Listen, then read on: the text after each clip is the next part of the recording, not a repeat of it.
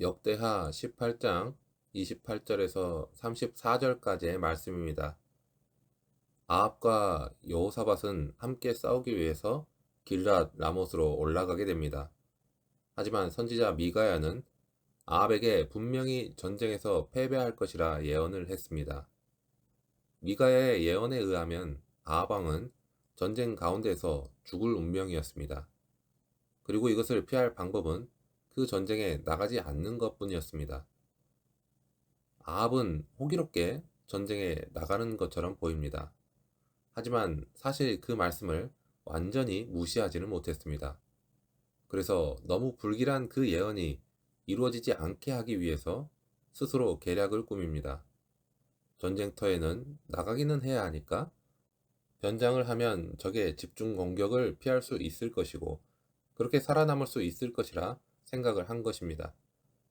그렇게 자신의 왕복을 벗고 변장을 했습니다.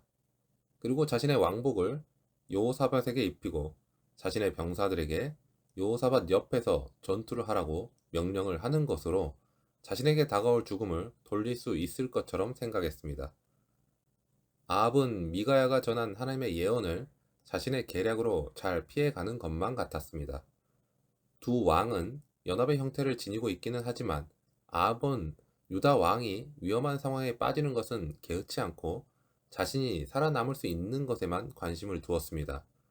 하나님을 의지하지 않으면 결국 이렇게 자신의 방법으로 살아갈 길을 찾게 됩니다.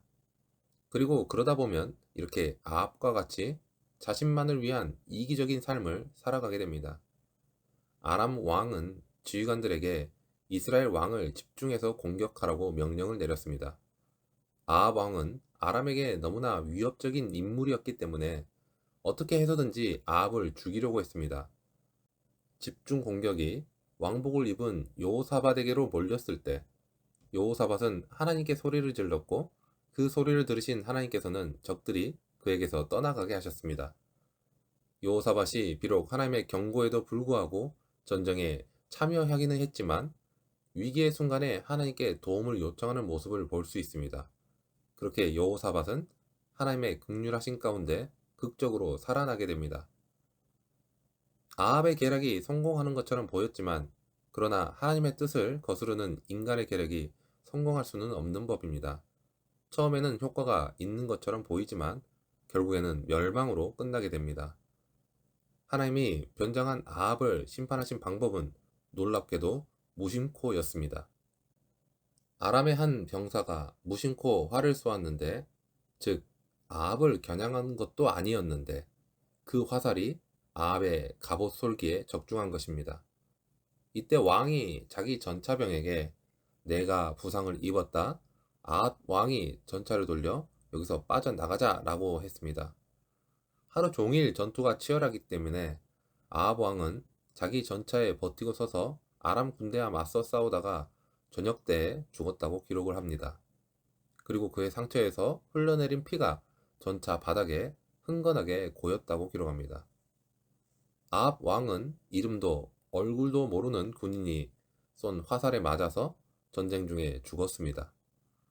하나님께서 심판하시면 이렇듯이 어느 누구도 피해갈 수 없고 이렇게 끝이 나기도 합니다.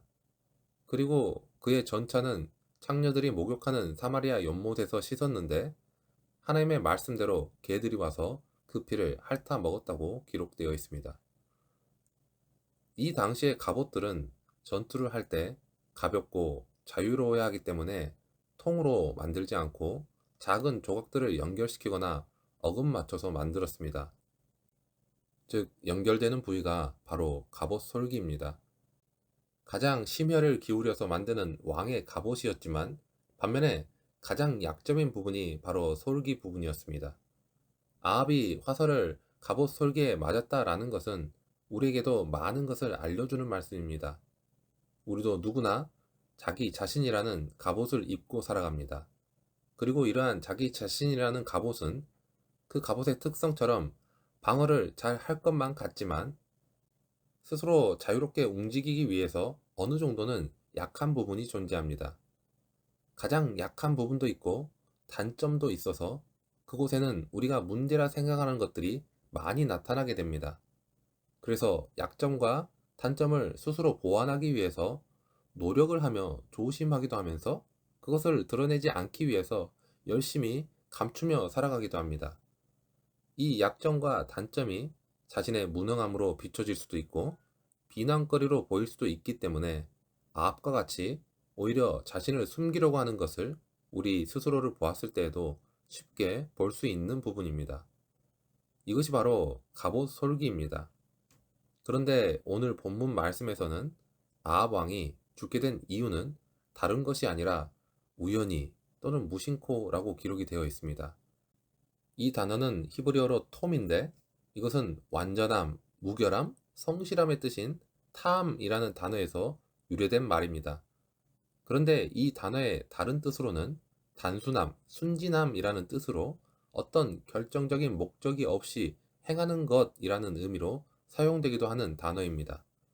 그래서 한글로 번역된 성경에서는 무심코 또는 우연히라고 번역이 된 것입니다. 즉, 이 말은 치열한 전투 속에서 무수한 화살이 오고 가는 가운데 아합 왕을 결정해서 겨냥한 것도 아닌데 우연히 날아온 한 화살이 하필이면 가장 약한 솔기를 뚫고 맞은 것입니다.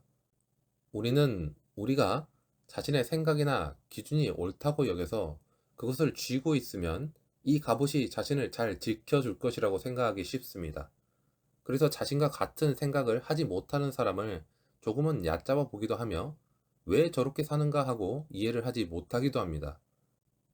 그러나 우리가 안전하다 생각하는 것들과 그런 계획은 우연히 우리의 가장 취약한 부분에 쏘아지는 그 화살에 언제 맞을지 모르는 것입니다. 엄청난 위세를 떨치며 당시에 세상을 호령하던 아합 왕이었지만 그의 마지막은 어느 한 병사의 손에서 무심코 쏘아졌던 그 화살에 맞아 큰 의미도 없이 가버렸습니다. 하나님께서는 우연으로 보이는 일까지 이렇게 주관하시며 강하게 하나님의 섭리를 이루십니다.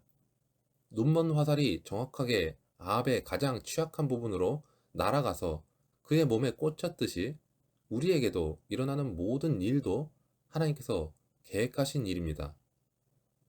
우연히 일어나는 일은 없습니다. 모든 일은 하나님의 계획과 섭리 가운데 이루어집니다.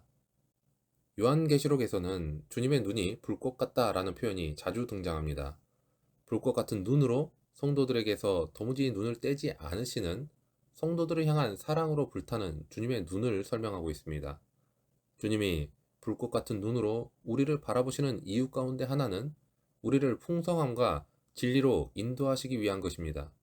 우리를 멸망의 길로 가도록 내버려 두지 않으시고 푸른 풀밭과 쉴만한 물가로 인도하시려는 하나님의 섭리가 우리 가운데 작동하고 있는 것입니다. 아합 왕은 어떻게 해서라도 하나님의 섭리를 피해보려고 발버둥을 쳤습니다. 하지만 오히려 그것이 자신의 죽음을 재촉했습니다. 아합이 무슨 수를 쓰더라도 하나님의 불꽃 같은 눈을 피할 수는 없는 것입니다. 성도들에게는 또 다른 의미의 불꽃 같은 눈이 있습니다. 아합은 심판하시려는 하나님의 불꽃 같은 눈을 피할 수 없었지만 성도는 사랑으로 불타는 하나님의 불꽃 같은 눈을 피할 수 없습니다. 그러므로 성도는 하나님의 낯을 피하지 말아야 합니다. 하나님은 우리의 목자가 되시고 우리는 하나님의 양입니다. 아합을 찾아낸 화살에는 눈이 없지만 그 화살의 궤적을 움직이신 하나님께 불꽃 같은 눈이 있습니다. 우리의 목자이신 하나님은 그 눈으로 우리를 보시고 우리가 어디에 있든지 지키시고 인도하십니다. 세상이 돌아가는 것을 보면 하나님을 이해할 수 없을 때가 많이 있습니다. 하나님이 계시기는 한 것인지 그렇게 의심이 일어날 때도 있습니다. 그것은 당연한 일입니다. 하나님의 섭리를 인간이 완벽하게 이해하는 것은 불가능하기 때문입니다. 하지만 하나님은 일하고 계시고 세상을 움직여 가고 계십니다. 아합 왕은 자신의 지혜와 계획으로 하나님의 지혜와 계획을 무너뜨릴 수 있다는 교만한 생각을 품었습니다.